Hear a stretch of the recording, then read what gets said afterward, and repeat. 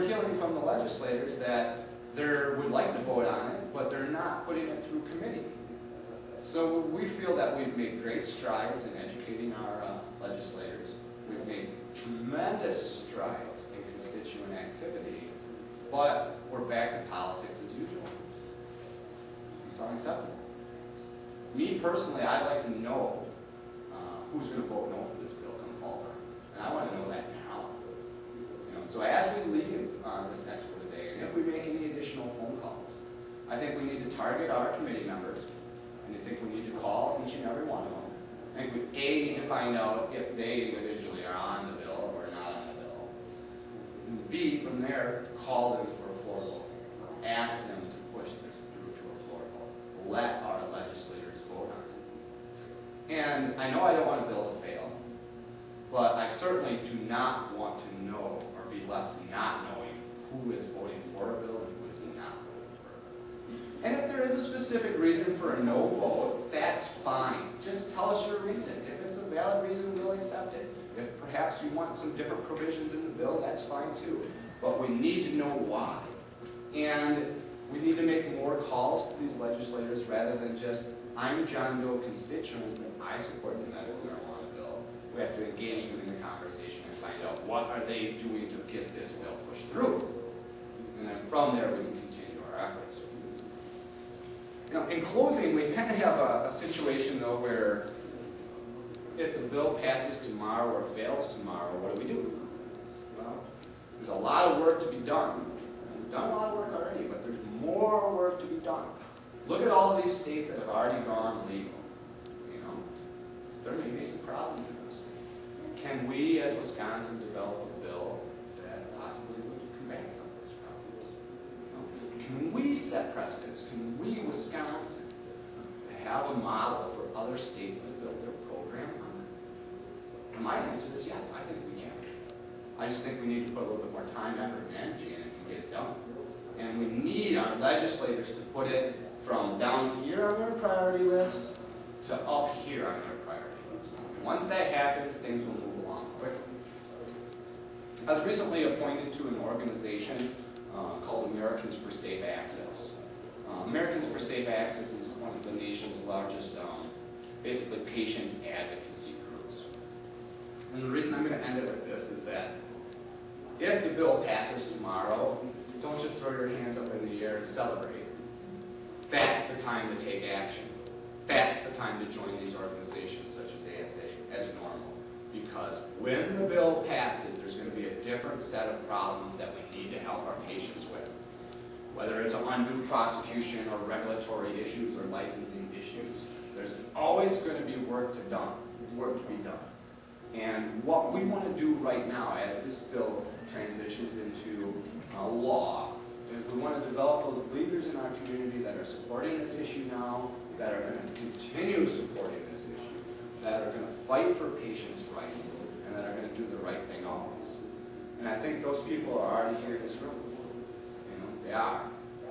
We do not need to be afraid. Now is the time for us to be strong and stand up for what is right. And I think if we're able to hold our legislators accountable and ask for them to vote on this bill, I think we're going to get the vote on this bill. But until that point, until we demand it, there's going to be politics as we move. And it's sad, because this could help so many people. I'm going to say it again because I think it's a powerful set of words. It's unconstitutional to keep this medicine. It's cruel and unusual punishment to prosecute the sick and dying. It's what the fundamentals of it is. We're not asking for anything extraordinary. We're asking for life with dignity. I think we deserve it.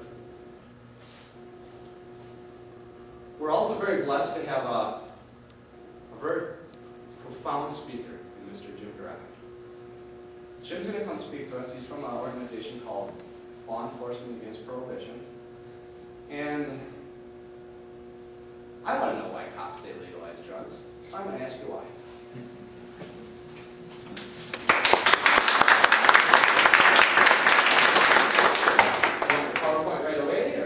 I'll let me talk for a minute. much, Jay. Get her set up while you're talking? Sure. So a little background picture would be great. The law that said marijuana is a Schedule I drug, and now the medicine is no longer available to people who could benefit from it. Peter McWilliams was a best-selling author who lived in California. He wrote a book that was called Ain't Nobody's Business If You Do. And it's about consensual crime. Crime like alcohol, which once was prohibited. Consensual drug transactions between adults.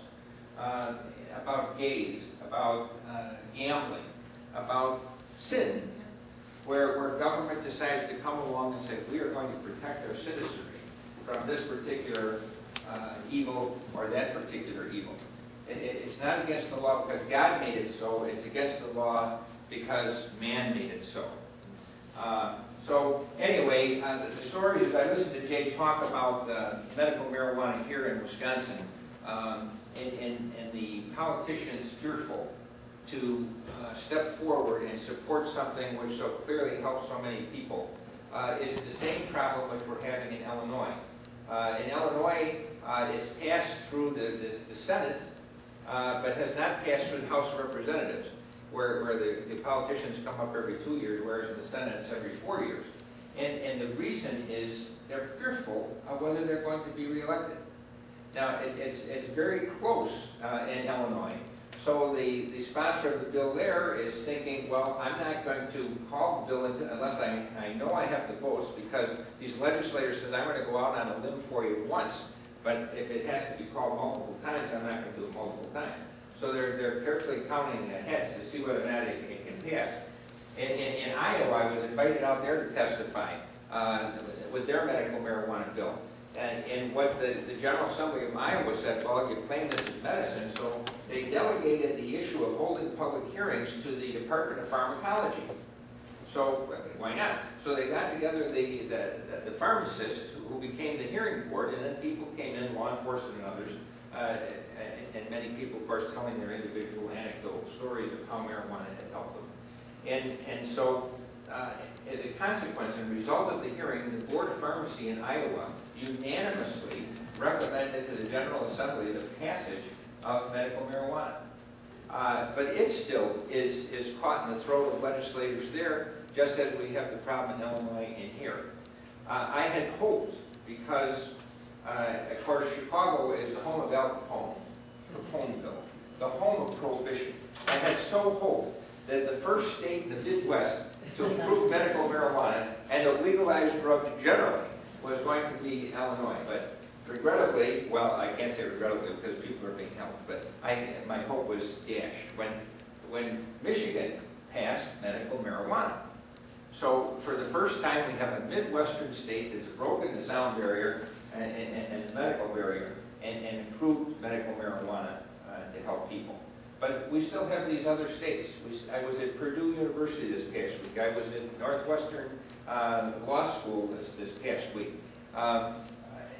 These three states, it would be such a great thing if we could get medical marijuana passed. Each time medical marijuana passes in another state, it's the public themselves which is taking a rock and throwing it at this god-awful war on drugs. And as long as I'm speaking of that, in November of this year, California, for the first time, is going to put the issue of whether or not marijuana for recreational use should be approved. The public in that state rated about 50% at the moment as to whether or not that will pass or not. So there's some months of campaigning yet to be done. But the reason that some states are now seriously thinking about medical marijuana, recreational marijuana, is because these states are all in the same position. They can't pay the bills. Prohibition causes so many varied crises in so many different ways that there isn't money for important things like health care, like college educations, like job training, like stimulus of the economy so that people can get jobs, get retrained, get back to work, and so that America can again become an exporting nation as it once was. When I was a youngster